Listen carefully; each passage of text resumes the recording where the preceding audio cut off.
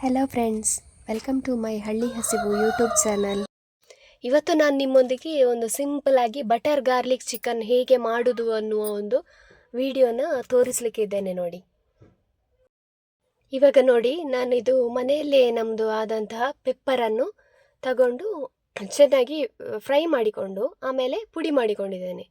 ಇದನ್ನು ನಾವೀಗ ಚಿಕನನ್ನು ಮ್ಯಾರಿನೇಟ್ ಮಾಡಿಕೊಳ್ಳಿಕ್ಕೆ ಚಿಕನ್ಗೆ ಮೊದಲು ಪೆಪ್ಪರ್ ಪೌಡ್ರು, ಸ್ವಲ್ಪ ಉಪ್ಪು, ಸ್ವಲ್ಪ ಅಂದರೆ ನಿಮಗೆ ರುಚಿಗೆ ಎಷ್ಟು ಬೇಕಾಗ್ತದೆ ಅಷ್ಟು ನೋಡಿಕೊಂಡು ಹಾಕಿ.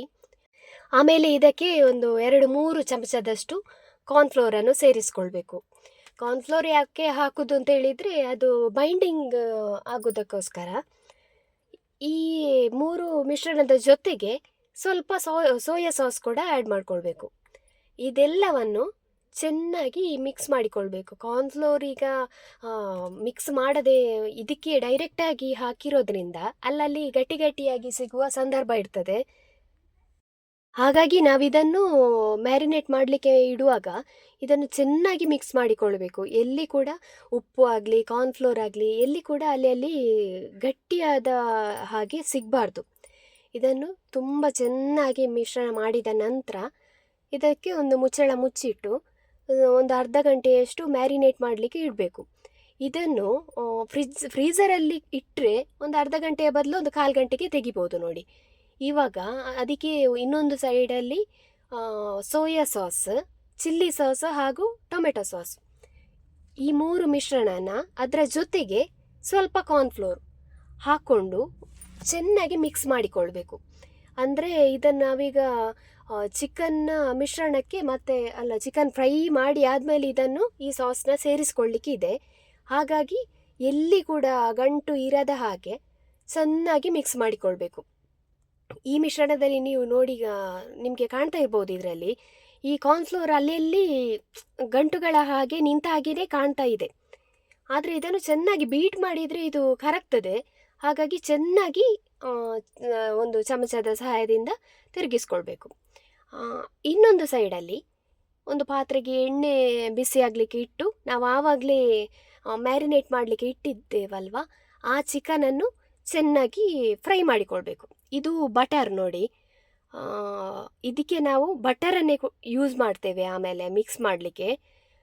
ಇವಾಗ ನೋಡಿ, ಒಂದು ಪಾತ್ರನ ಬಿಸಿಯಾಗಲಿಕ್ಕೆ ಇಟ್ಟು ಅದಕ್ಕೆ ನಾವು ಆವಾಗಲೇ ತಗೊಂಡ ಬಟರನ್ನು ಹಾಕ್ಕೊಂಡು ಅದೊಂದು ಸ್ವಲ್ಪ ಘಮ ಬಿಡಬೇಕು. ಅಂತ ಹೇಳಿದರೆ ಬಟರ್ ಆಗಿರೋದ್ರಿಂದ ಹಸಿ ವಾಸನೆ ಇರ್ತದೆ ನೋಡಿ, ಇದು ತುಪ್ಪಕ್ಕೆ ಕನ್ವರ್ಟ್ ಆಗಬೇಕು. ಈ ಹಂತದಲ್ಲಿ ನಾವೀಗ ಒಂದು 2-3 ಕಾಯಿಮೆಣಸು ಮತ್ತು 1-2-3 ಬ್ಯಾಡಗಿ ಮೆಣಸನ್ನು ಹಾಕ್ಕೊಂಡು ಚೆನ್ನಾಗಿ ಫ್ರೈ ಮಾಡಿಕೊಂಡು ಆಮೇಲೆ ಇದಕ್ಕೆ ಒಂದು 3-4 ಬೆಳ್ಳುಳ್ಳಿಯನ್ನು ನೈಸಾಗಿ ಕಟ್ ಮಾಡಬೇಕು. ಹಾಗೆ ನೈಸಾಗಿ ಕಟ್ ಮಾಡಿದ್ದನ್ನು ಇವಾಗ ಆ್ಯಡ್ ಮಾಡಿಕೊಳ್ಬೇಕು. ಇದು ಬಟರ್ ಗಾರ್ಲಿಕ್ ಚಿಕನ್ ಆಗಿರೋದ್ರಿಂದ ಬಟರ್ ಮತ್ತು ಗಾರ್ಲಿಕ್ ಮೇಯ್ನು ನೋಡಿ ಇಲ್ಲಿ. ಇವಾಗ ಈ ಬೆಳ್ಳುಳ್ಳಿನ ತುಂಬ ಹೆಚ್ಚಾಗಿ ಕಾಯಿಸಿ ರೋಸ್ಟ್ ಮಾಡಲಿಕ್ಕೆ ಹೋಗಬಾರ್ದು. ಒಂದು ಹಂತಕ್ಕೆ ಅದು ಫ್ರೈ ಆಗ್ತಾ ಇರುವ ಆಗಲಿ ನೀವು ಆವಾಗಲೇ ಮಿಕ್ಸ್ ಮಾಡಿ ಇಟ್ಟುಕೊಂಡಂತಹ ಸಾಸ್ ಇತ್ತಲ್ವ, ಆ ಮಿಶ್ರಣನ ಸೇರಿಸಿಕೊಂಡು ಅದು ಕೂಡ ಒಂದು ಸ್ವಲ್ಪ ಹಸಿ ವಾಸನೆ ಹೋಗುವಷ್ಟು ನೀವು ಫ್ರೈ ಮಾಡಿಕೊಂಡು ಆಮೇಲೆ ಅದು ತಳ ಹಿಡಿಯಲಿಕ್ಕೆ ಎಲ್ಲಿ ಕೂಡ ಬಿಡಬಾರ್ದು ಇದನ್ನು. ಆಮೇಲೆ ಇದಕ್ಕೆ ಆವಾಗಲೇ ನಾವು ಫ್ರೈ ಮಾಡಿಕೊಂಡಂತಹ ಚಿಕನನ್ನು ಕೂಡ ಆ್ಯಡ್ ಮಾಡಿಕೊಳ್ಬೇಕು.